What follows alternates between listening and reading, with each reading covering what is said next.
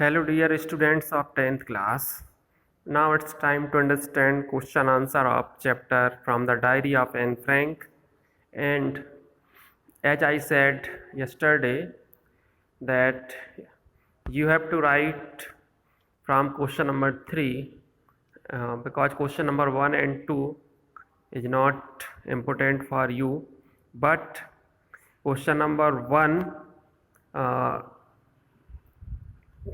you can read one or two time because it is a match the column, so you can read yourself. So let's start to understand from question number 3. What makes writing in a diary a strange experience for Anne Frank? So first I am going to activate auto rotate function so that you can see screen clearly. Now I hope now you can see screen very clearly. What makes writing in a diary a strange experience for Anne Frank? किस कारण से उनको Anne Frank को लगता है कि ये बड़ा स्ट्रेंज एक्सपीरियंस होगा, अजीब अनुभव होगा डायरी लिखना? तो आंसर है writing in a diary was a strange experience for Anne Frank as she never had a diary, क्योंकि कभी भी डायरी उनके पास थी ही नहीं. And it was a gift on her 13th birthday, उनको तो 13th बर्थडे पे ये डायरी गिफ्ट की गई थी. उन्होंने डायरी लिखने का तो थोड़ा खरीदने का भी नहीं सोचा था पहले, अब गिफ्ट में मिल गई तो सोचती हैं कि लिख लें. She considered it her best friend on which she relied the most. वो अपना सबसे बेहतर बेस्ट फ्रेंड बताती हैं डायरी को, क्योंकि उनको लगता है कि अब इसमें सबसे ज़्यादा निर्भर रहेंगी वो इस पर डायरी पर. And with whom she shared all her ups and downs, और ये डायरी एक ऐसी बेस्ट फ्रेंड जिससे वो सारे अप्स एंड डाउन अपनी लाइफ के शेयर कर सकती हैं, सारे उतार चढ़ाव जीवन के वो शेयर कर सकती हैं. इसलिए उनको लगता है कि ये स्ट्रेंज एक्सपीरियंस होगा. Now let's move to question number 4. What does Anne want to keep a diary? क्यों वो वाई डज लिखा है, क्यों डायरी रखना चाहती हैं वो? एन ऑलवेज फील्स लोनली, क्योंकि उनको हमेशा अकेलापन एंड डिस्ट्रेस्ड फील होता है, निराशा का अनुभव होता है. So to get off all the burden, इसलिए अपना सारा बोझ उतारने के लिए किसी कोई ना कोई सहारा चाहिए रहता है ना. जो भी परेशानियां उसका बोझ उतारने के लिए हर व्यक्ति चाहता है किसी न किसी से बात की जाए. एंड पेन, और जो भी दर्द हैं पीड़ाएं हैं जीवन की. She want to keep a diary in which she find a true friend, वो डायरी लिखना चाहती हैं, वो चाहती उनको लगता है कि यही उनके सच्चा मित्र है. As she has hardly any friend whom she could confide, क्योंकि उनके पास ऐसा शायद ही कोई मित्र हो जिससे वो पूर्ण रूप से विश्वास कर सकें, इसलिए वो डायरी साथ रखना चाहती हैं, लिखना चाहती हैं. Next one, question number 5. Why did Anne Frank she could confide more in a diary than in people? लोगों से ज़्यादा डायरी पे विश्वास क्यों करती हैं? बड़ी अच्छी लाइन लिखी थी उन्होंने जो लिखा है यहाँ आंसर में. Anne felt that paper had more patience than people, क्योंकि उनको लगता है कि जो पेपर हैं उन पर ज़्यादा धैर्य रहता है, पेपर को लोगों से ज़्यादा धैर्य रहता है. क्योंकि to listen to her plight, उनके दुख को जो समझ सकें, जो सुन सकें, पेपर है वो सही डायरी में लिख दो. लोग तो क्या है, धैर्य निर्धारण नहीं कर सकते, आपके दुख तकलीफ को किसी और को बताएंगे और मजाक उड़ाएंगे. So it was easier for her to write all kind of thoughts which she had in her mind, इसलिए वो चाहती हैं कि ये आसान है कि सब कुछ जो है जो जिस तरह के विचार उनके मन में आ रहे हैं उनको डायरी में लिखा जाए.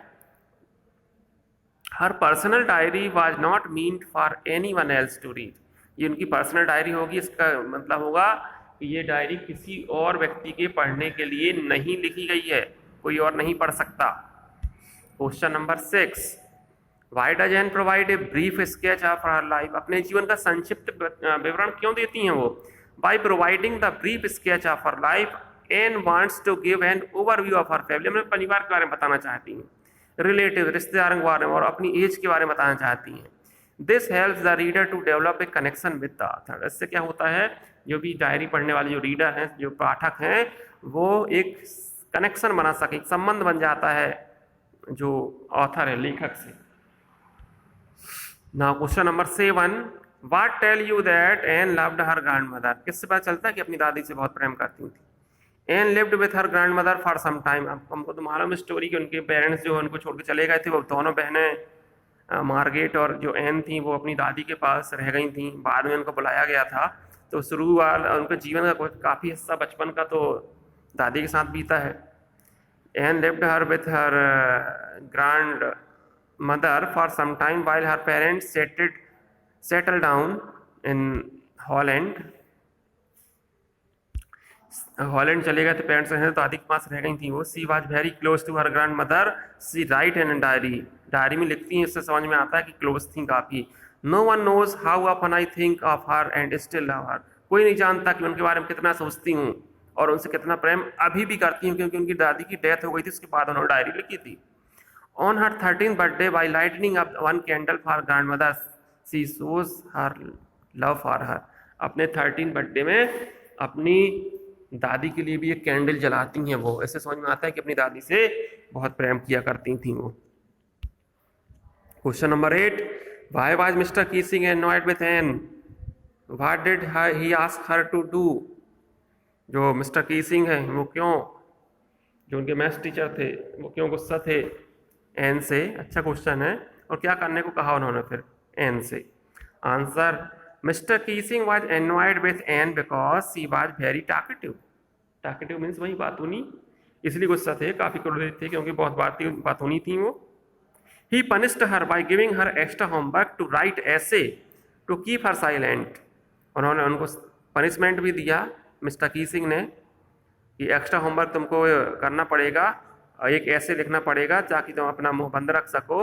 And the topic always related to her nature. जो टॉपिक जो उन्होंने दिया था कि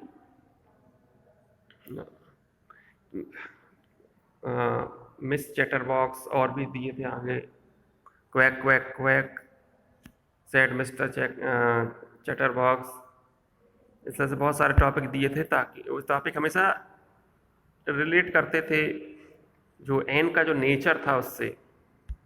question number 9, how did Anne justify her being a chatterbox in her essay. किस तरह अपने आप को चैटरबॉक्स जो बातूनी लड़की है अपने आप को जस्टिफाई कैसे करती है, अपना तर्क कैसे प्रस्तुत करती है कि मैं सही हूँ। Anne justified her being a chatterbox in her essay by explaining that. इस तरह से वो एक्सप्लेन करके जस्टिफाई करती है, it is due to her mother, ये अपनी उसकी मम्मी के कारण ऐसा है। Who was also very talkative, क्योंकि उसकी मम्मी जो है वो भी बहुत बातूनी है।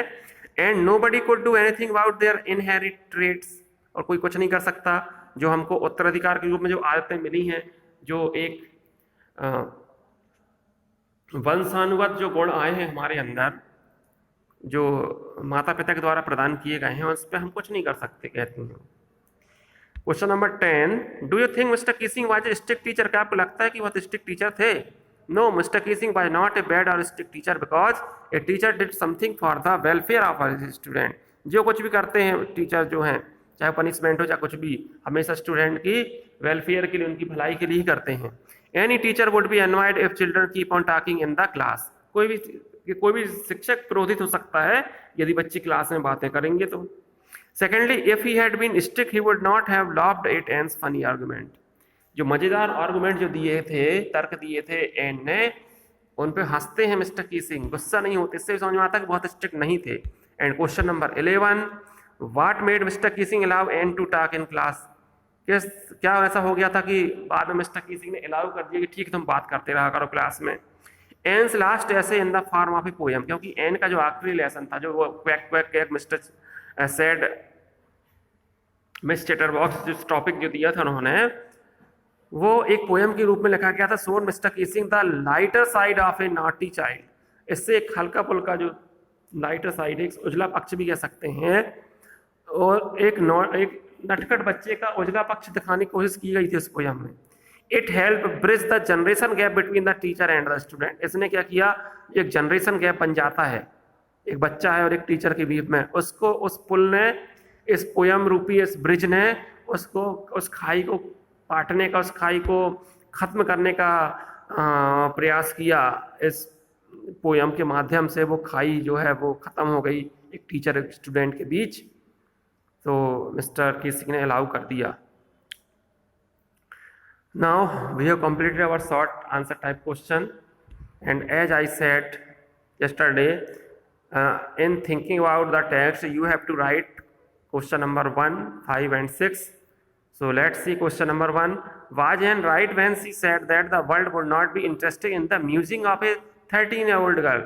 क्या एन सही थी जब कहती हैं कि दुनिया को कोई इंटरेस्ट नहीं होगा एक 13 साल की बच्ची की भावना को या उसके मत को, विचारों को पढ़ने में?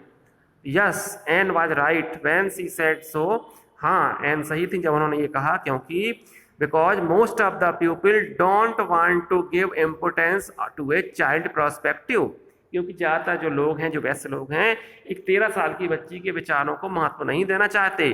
टूवर्ड्स द वर्ल्ड, दुनिया के बारे में जो प्रोस्पेक्टिव जो विचार हैं बच्ची के, because they are too immature, क्योंकि लोग सोचते हैं ये बच्चियाँ तो या बच्चे जो हैं 13 साल के काफ़ी इमेच्योर हैं, अभी मतलब अपरिपक्व हैं, अभी इतने ज़्यादा मैच्योर नहीं हुए हैं फॉर द वर्ल्ड, दुनिया में। But Anne Frank has become one of the most discussed of our Holocaust victims. जो भी बचे हुए लोग थे उस युद्ध आपदा के बाद, उनमें सबसे ज़्यादा चर्चित रही ये, जबकि इनकी डेथ भी हो गई थी, इनके पिताजी उस बचे हुए थे जो सेकेंड वर्ल्ड वॉर के दौरान, लेकिन इनकी डायरी को उन्होंने जब पिताजी ने उनके प्रकाशित करवाया तो ये बहुत ही विश्व की जानी मानी हस्ती बन गई, इनको पूरी दुनिया में पढ़ा जाता है इनकी डायरी को। Her diary has been translated into many language, और कई भाषाओं में अनुवाद हुआ। जिस तरह हम लोग पढ़ रहे हैं एन फ्रैंक को, और हम पहले बता चुके हैं ये तो एक नॉवेल था जो पढ़ाया जाता था 10th क्लास में, जिसको फिलहाल हटा दिया गया है, लेकिन ये पूरी वर्ल्ड वाइड फेमस है एन फ्रैंक की जो डायरी है। Now let's move to question number 5। What does Anne write in her first essay? क्या लिखती हैं अपनी फर्स्ट ऐसे में? वो जो टाइटल जो दिया था मिस्टर कीसिंग ने, चैटर बॉक्स जो दिया था, Mr Keesing asked her to write an essay on the topic a chatter box as punishment. एक पनिशमेंट के रूप में मिस्टर कीसिंग ने कहा कि आप इस टॉपिक पर ए चैटर बॉक्स कोई ऐसे लिख के लाना। In the essay she accepted the drawbacks of being talkative, accept करती हैं कि क्या नुकसान है बातों नहीं होने में, but argue that it was in her genes as her mother was also very talkative. पर ये अपनी तर्क प्रस्तुत करते हैं कि उनकी माँ, जो माता जी हैं, वो भी काफ़ी बातूनी हैं, इसलिए वो भी काफ़ी बातूनी हैं।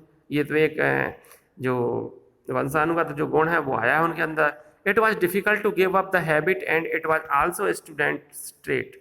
वो ये भी कहती हैं कि भाई ये तो इस हैबिट को छोड़ना बड़ा मुश्किल है, और ये तो स्टूडेंट के लिए एक नेचुरल सी चीज़ है, स्टूडेंट बातचीत करते ही हैं। Even Mr Keesing loved it the arguments he had given. Mr Keesing यहाँ से उन्होंने जो तर्क प्रस्तुत की। And the last one is question number 6। Anne says teacher are most unpredictable creature. Is Mr Keesing unpredictable? कहती हैं वो कि जो टीचर हैं वो काफ़ी अनप्रेडिक्टेबल, इनके बारे में कोई भविष्यवाणी नहीं कर सकते हैं कि क्या कर दें ये टीचर। तो क्या मिस्टर कीसिंग में ऐसे थे? And took perfect example of Mr Keesing as an unpredictable teacher because Mr Keesing seem to be indifferent towards Anne's behaviour. कुछ अलग ही दिखाई देते हैं मिस्टर कीसिंग, जो एन का बिहेवियर है, इसके लिए उन्होंने सही यूज किया मिस्टर कीसिंग के लिए। Earlier he loved but later he allowed Anne to talk in the class post training her. ऐसे पहले तो हंसते हैं, बाद में एन को अलाउ कर देते हैं कि तुम बात कर सकती हो। अचानक से कुछ अजीब से टॉपिक भी देते हैं वो लिखने को, कभी गुस्सा हो जाते हैं, कभी हंसते हैं, फिर बार बार टॉपिक देते हैं। थोड़ा अनप्रेडिक्टेबल तो थे मिस्टर कीसिंग, लेकिन फिर भी वो मिस्टर कीसिंग सही ही थे, उनको आप रॉन्ग नहीं कह सकते हैं। So now we have completed our writing work and understanding work of this chapter from the diary of Anne Frank. So you have to write these question answer and learn by heart.